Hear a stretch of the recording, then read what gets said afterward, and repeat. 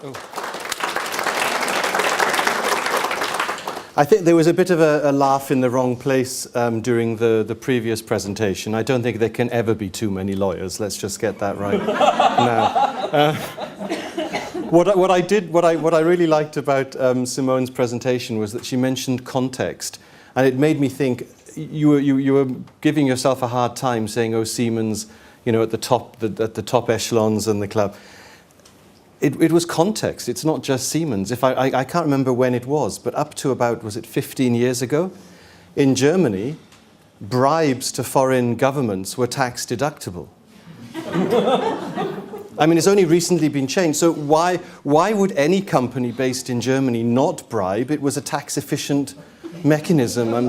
So, I mean, context is very important. I mean, I work a lot in developing countries, so the context is also very important there. But even in developed Western countries, there is a context, and I think Siemens is in that context as well. I mean, this whole drive for anti-corruption. I must say, I teach at the University of Nottingham, and they put me in charge of our department dealing with anti-corruption. But the really sad thing is, they said, he's head of the corruption department. Yeah, okay, right. The man with the money. Absolutely, absolutely. And I kept getting these congratulatory emails saying, you know.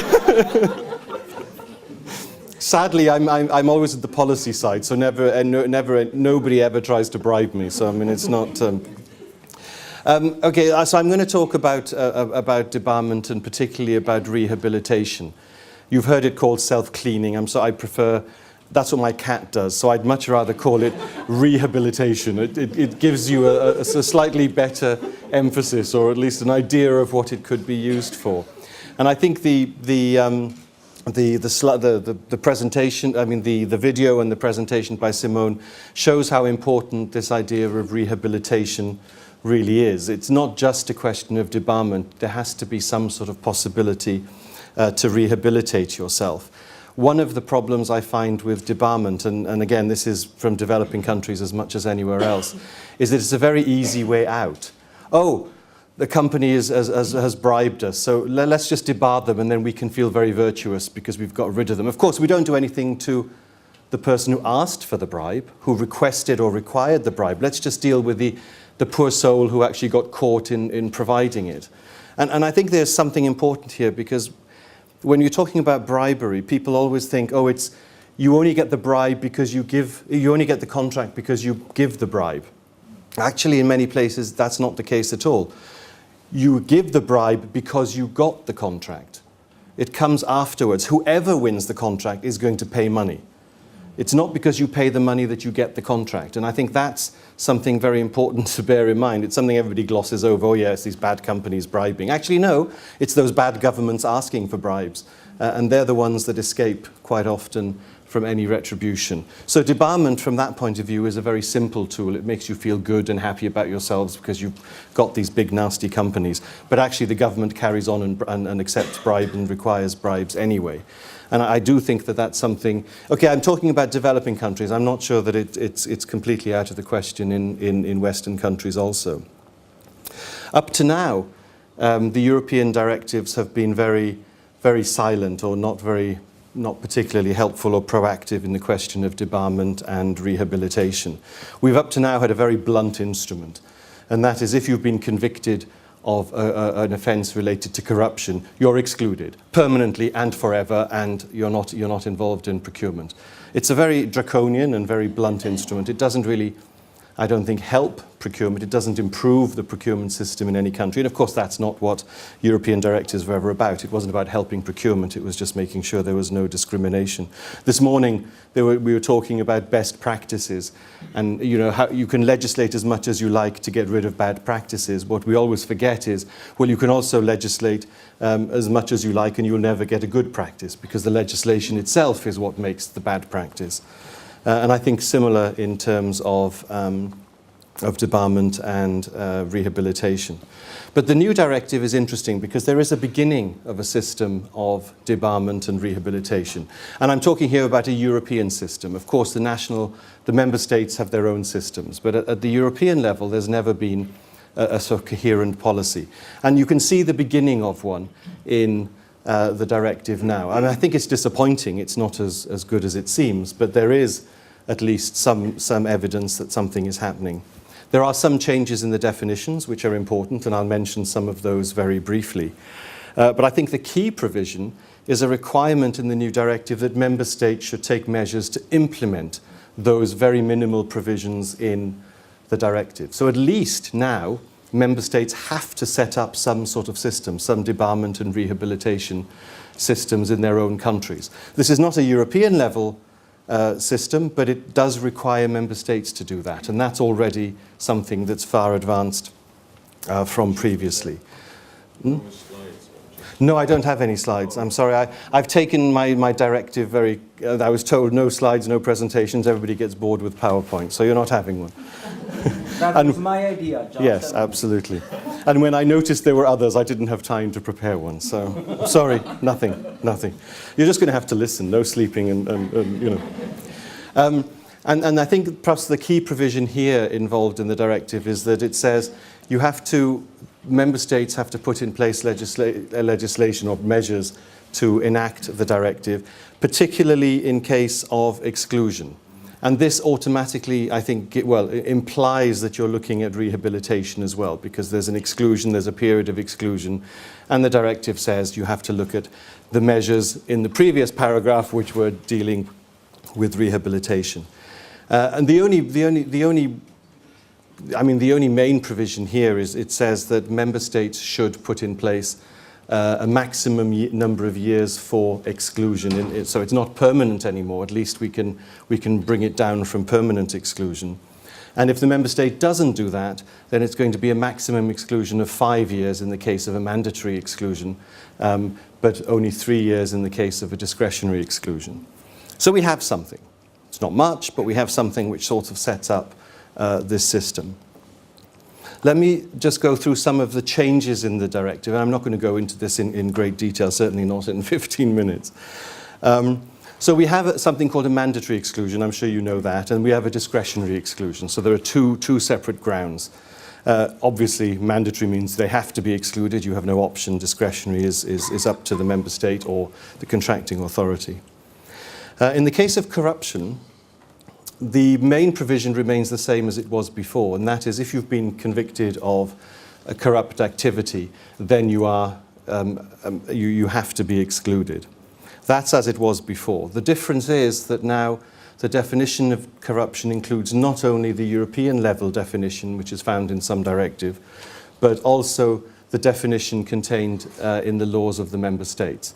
And this is obviously very important, because if member states have to implement these provisions, then they're going to have to put in place definitions that cover the potential grounds for exclusion. So here we can see the beginning, I think, of the system. It's important also because corruption is such a difficult thing to define. It means different things to different people at different times. I mean, what was corrupt last year may not be corrupt this year. Bribing foreign officials was tax deductible. It certainly wasn't illegal previously in Germany. Now it is. So the definition of corruption is going to be tied to the definition of member states, and that becomes quite critical. It also includes a much more explicit provision now dealing with management. So if the conviction applies to a member of the management board or somebody who's involved in decision making, then that will also lead to mandatory exclusion of the bidding, of the tender of the company from the process. Now, that was always discussed before, but it wasn't absolutely clear that that would be the case. Now that is.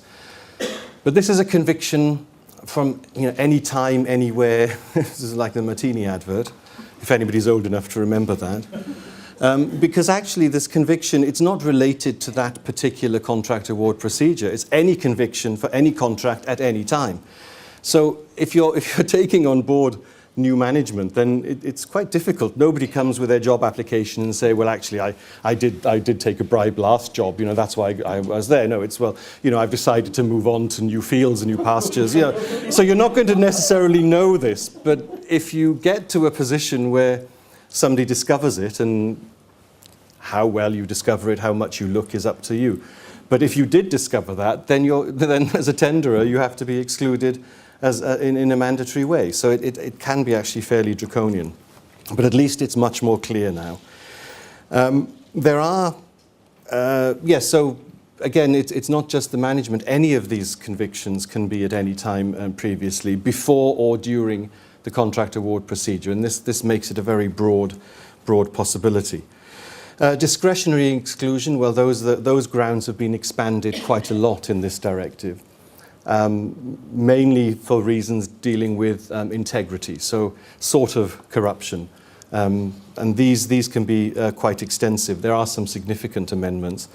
What slightly worries me is that they can become mandatory. So a member state can say, well, okay, the directive says it's discretionary, but it also allows us to make this mandatory. So you could have a fairly sophisticated and very wide-ranging debarment procedure if you follow the directive here, which may not be a bad thing if you're a crusader for anti-corruption measures in procurement. The slightly sad thing about this is that although it's been expanded, it's also been watered down. So whereas previously you would still be looking for either convictions or professional judgments, if you like, about your previous activities and your actions that might or might not be corrupt. Now the directive allows tenderers to be excluded on much lower levels of evidence, if you like. One of them is one of the exclusion. It's grave professional misconduct, which was there before, but now you can be excluded if it's simply demonstrated by appropriate means that you have been guilty of professional misconduct. So that's not a very strong evidence in a sense. Bid rigging. I mean, there are arguments about whether bid rigging is actually corruption or something else. I mean, I would argue that it shouldn't be covered as a corrupt activity simply because it's different actors in a different situation. So it makes it very difficult to have one answer for all these various possibilities. I mean, corruption is, at least in my view, a bidder giving money or a contracting authority taking money. So it's between the public sector and the private sector. Bid rigging is purely a question of agreements between undertakings in the private sector. It's a supply side issue. And how you detect that, how you deal with it, I think should be quite different to purely corrupt actions. But nonetheless, it is dealt with as part of the corrupt activities. And here you can exclude somebody on the basis of sufficiently plausible indicators, whatever that means. I mean, the lawyers in the room are going to love this. We can argue over this for decades. I'm sure we will. There are other new. There's an introduction of other new discretionary means or reasons for exclusion. Conflict of interest is one that was never in there before, although the court has provided quite a lot of parameters on how you would assess conflicts of interest. The directive now tells us explicitly. Serious misrepresentation. And actually, I was thinking this morning when we were talking about the European single procurement document. I mean, once you've signed that, if you've misdeclared anything there, then that clearly is misrepresentation. It's a bit like signing the green card as you go into the US. You know, I mean, it's always funny. You know, have you been convicted of a criminal conviction? Well, who's going to say yes? But of course, from the state's point of view, I'm about to, yeah. But from the government's point of view, it's actually quite a good thing because you never have to prove it anymore. You just have to say, well, that was a lie on the piece of paper, and therefore that's enough to exclude you. And I think that's how the document could be used in conjunction with this, the serious misrepresentation. And then there's a final new provision, which is to say that a tenderer can be excluded where he seeks to exercise undue influence. So this, I mean, it's not particularly well defined, but clearly that's some sort of action which is corrupt but not falling within the definition of corruption. There is one other which is very new, and that is performance. So a tenderer could be excluded. This is not corruption, by the way, but still, it's still an important provision, I think, and that is if there are significant or persistent breaches in performance or failures to perform the contract, then they can be excluded. Fortunately, there are some very good conditions, which is to say, well, only if that led to termination of the contract or led to damages. Because in many countries that I've worked in, I see this also as a very easy way out. governments were very reluctant to bring actions against their suppliers, either because of money or because they just don't like the way it looks, in a sense. So what they do is they say, well, we're not going to sue them for failing to comply with their contractual conditions. We'll just debar them. And that seems to be I'm not saying that it's here, but in some of the developing countries I work in, that's another easy way out. Well, we can't be bothered to sue them properly, so let's debar them instead. Much easier, much quicker. So I think that's a very good, a really good safety net in the European directives. Let me just mention the last thing, I think, which is what this session, this panel is really about, and that's the rehabilitation, or self-cleaning if you prefer. And I think Simone did explain very well the reasons that you could have or the evidence that you could provide to show that you were now a reliable contractor. And that's the key. You have to provide evidence to show that, notwithstanding your conviction for corruption or one of the other discretionary means, that you are a reliable contractor. And it was compensation, and it was a collaboration with investigators, and having a compliance program, dismissing the people involved, so forth. All very well and good, but it's retrospective. It doesn't say, you do something wrong, you've been convicted, so we'll put you on the naughty step, sort yourself out. They say you're excluded. And if between the time you had the conviction and now when we're awarding the contract you have addressed it, okay, then you might be allowed back in.